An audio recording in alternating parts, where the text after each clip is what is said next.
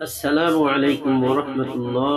প্রিয় দর্শক, আপনারা সবাই জানেন যে পুরুষের দায়মি ফরজ কয়টি, সেটা আপনারা হয়তো সবাই অবগত। কিন্তু হ্যাঁ, এরকম কিছু মানুষ আছে যে যাহারা এই বিষয়ে একদম অজ্ঞ, তার মানে কিছুই জানে না।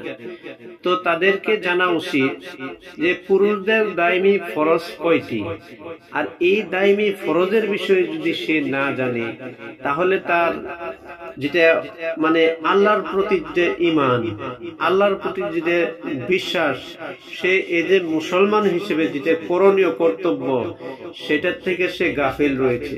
তার কারণ যেহেতু ফরজ এখানে সংলগ্ন হয়ে রয়েছে আর ঈমান এর ভিতরে কি হয়ে রয়েছে, সংলগ্ন হয়ে রয়েছে, যার জন্য যদি পুরাপুরি ভাবে এই তিনটি দায়মি ফরজের কথা আমরা সঠিক ভাবে না জানতে পারি বা যদি না জানি, তাহলে আমি এখনো প্রকৃত ইমানদার হতে পারিনি। তার মানে আমার যেটা করণীয় সেটা আমি করতে পারিনি, আমার কর্তব্যটা আমি পালন করতে পারিনি। তো প্রিয় দর্শক, আপনারা বুঝতে পারলেন যে দায়মি ফরজের কত গুরুত্ব। তো এখন আসুন দায়মি ফরজ কয়টা এবং কি কি সে জেনে নেই। তো দায়মি ফরজ হলো তিনটি। আবার বলি, দায়মি ফরজ হলো তিনটি। নাম্বার 1, হর হালতে আল্লাহর প্রতি ঈমান আনা। আমি যে কোনো মুহূর্তে, আমি যে কোনো অবস্থায় থাকি না কেন, আমার সাথে আল্লাহ পাক আছেন এবং আল্লাহ আমি যা করতেছি সব দেখতেছেন।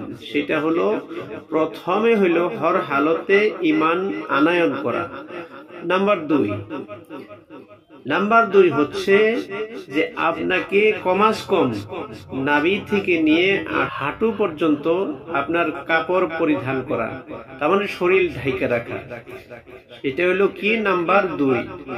এখন আসুন নাম্বার 3, সেটার মধ্যে যায় কিন্তু মানুষে, সেটাই গিয়ে কিন্তু মানুষে অনেকেই ফেল করে, যেটা হলো শুধু নিজে নয়, নিজের পরিয়াল এর ভিতরে সংলগ্ন হয়ে রয়েছে, নিজের পরিয়ালটা এর ভিতরে যুক্ত রয়েছে। নাম্বার 3 হলো নিজের পরিয়ালকে পর্দায় পুশিদায় রাখা, অর্থাৎ আল্লাহর হুকুম মোতাবেক তাদেরকে পরিচালনা করা। তো সেইটাতে আমরা অনেকেই গাফিল হয়েছি, অনেকেই ফেল করেছি, অনেকেই এর ভিতরে তার মানে আমরা হয়তো অতটুকু করতে পারি নাই। তো আশা করি সবাই বুঝতে পারছেন কমাস কম এই দায়মি ফরজ কয়টি আমরা যাতে সঠিকভাবে জানি এবং সঠিকভাবে জেনে এর মূল্যায়ন করি, আমলে পরিণত করি, আমরা যাতে আল্লাহ পাক আমাদের সবাইকে এই তিনটি দায়মি ফরজ আমাদের সবাইকে জেনে এবং মানবার জন্য তৌফিক দান করুন। আমিন।